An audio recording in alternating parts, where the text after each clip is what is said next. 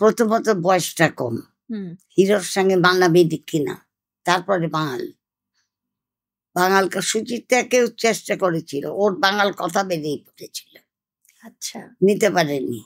সেই সুচিত্রা সেন তো এককালে অনেক বড় হলো, কিন্তু আমার আমার ওইসব কিছু না, কিন্তু মানাচ্ছে না আমার সঙ্গে হিরো।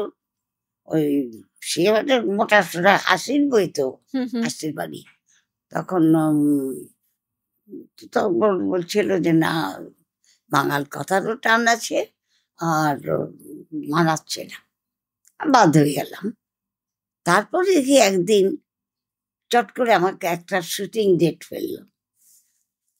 শুটিং ডেট হলো, আমি শুটিং আমার সঙ্গে কিচ্ছু, আমাকে তো বাদ দিয়ে দিল। বাবা বলেছে যখন যাও একবার। রাধা ফিল্ম স্টুডিও আমাদের টালিগঞ্জে রাখতাম পাশে, ওইখানেই হতো। তা ওখানে গেলাম, সে কত রকম যে টেস্ট, খালি বলে দৌড়ো, হাঁটো, এখানে ইয়ে করো, তাকাও এদিকে ওইদিকে, মানে 100 বার টেস্ট।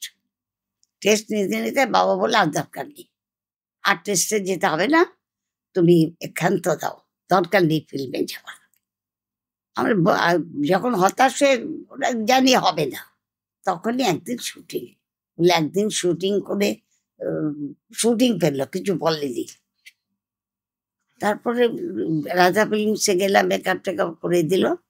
প্রথম শটটাই, যেটা নিয়ে একটা বাড়ি থেকে দৌড়ে এসে কাঁদতে কাঁদতে হিরোর বুকে মাথা দিয়ে শুয়ে আছে, বলে সে মারা গেছে, এসে কাঁদছি আমি।